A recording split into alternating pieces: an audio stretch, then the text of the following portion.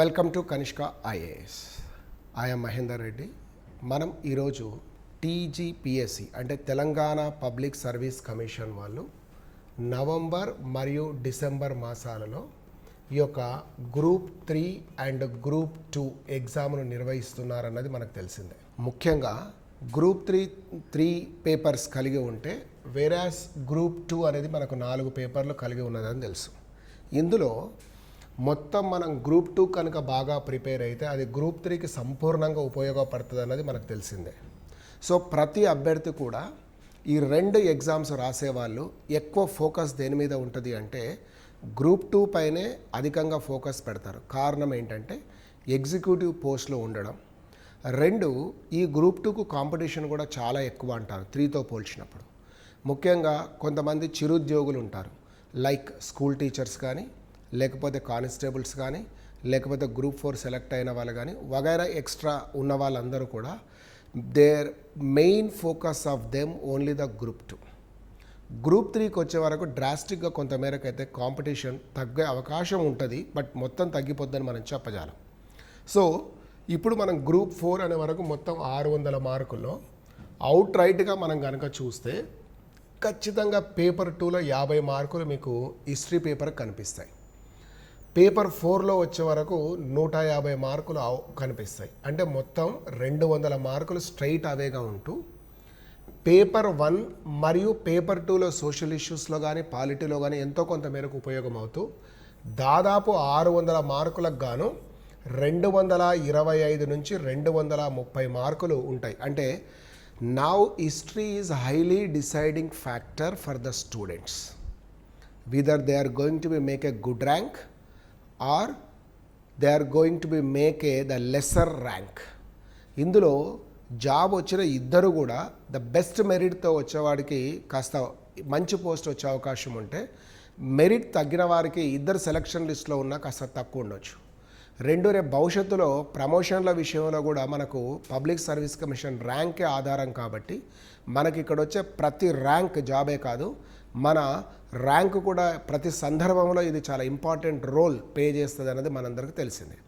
కాబట్టి దీనికి మనం హిస్టరీలో ర్యాపిడ్ రివిజన్ ప్రోగ్రామ్ అని అనకుండా ఇలా ర్యాపిడ్ రివిజన్ ప్రోగ్రామ్ గ్రూప్ 2కి లో మాత్రమే, అంటే ర్యాపిడ్ రివిజన్ అంటే వేగంగా చెప్తూ కంప్లీట్ చేయకుండా కాన్సెప్ట్ బేస్డ్గా ఖచ్చితంగా ఎగ్జామ్కు మనకు యూజ్ అయ్యేటట్లుగా బాగా 230 మార్కులకు మనం చాలా ఎక్కువ మార్కులు తెచ్చుకునే విధంగా ఆల్మోస్ట్ మ్యాక్సిమం ఒక 90% తెచ్చుకునే ప్రయత్నం అనేది మనం చేయగలిగే పరిస్థితికి రావాలి అంటే ఏ ప్రయత్నం చేస్తే మనకు బాగుంటుంది అన్నది. 2 మనకున్న సమయం తక్కువ, ఎక్కువ మార్కులు పొందొచ్చు. సరే ఇంకొన్ని పేపర్లకు మనకు ఉండొచ్చు 150 వగైరా అట్లా, దాని కాన్సెప్ట్స్, దాని యొక్క డెప్త్, దాని ఎనాలిసిస్ ఇవన్నిటితో పోల్చినప్పుడు మీరు 30% ఎఫర్ట్ పెట్టగలిగితే ఖచ్చితంగా మీరు మ్యాక్సిమం మార్కులు వచ్చే విధంగా హిస్టరీలో అవకాశం ఉంటుంది. హిస్టరీలో కూడా కాన్సెప్ట్ ఓరియంటెడ్ థీమ్స్ పద్ధతిలో మనం లర్న్ చేయడం వల్ల మనకు బెనిఫిట్ అని చెప్తాను.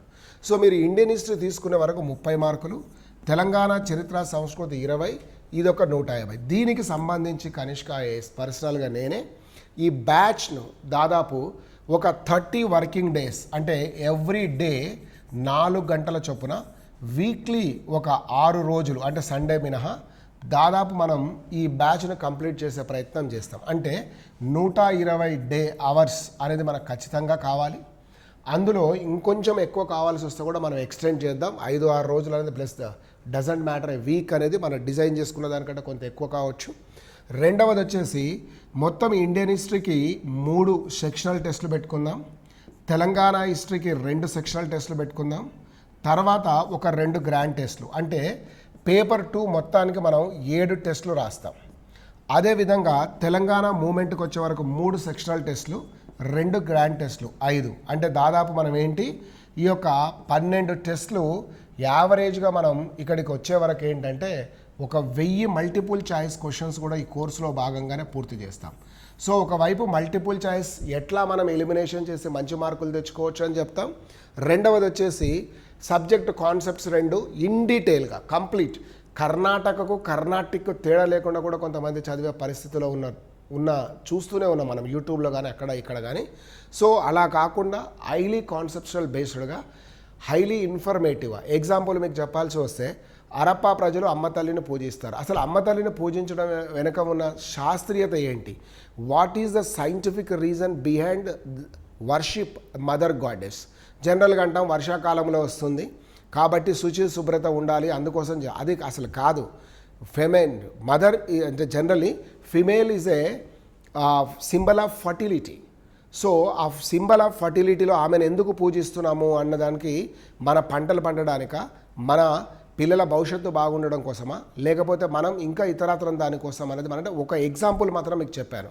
సో ఆ విధానంలో మన క్లాసెస్ అన్నీ ఉంటాయి కాబట్టి వెరీ నామినల్ ఫీజ్ తోటి మీరు ప్రతిరోజు ఒక 4 గంటలు కనుక కేటాయించగలిగితే విదర్ ఆన్లైన్ ఆర్ ఆఫ్లైన్, మ్యాక్సిమం మీరు దూర ప్రాంతాల్లో ఉంటేనే ఆన్లైన్కి చూసుకోండి.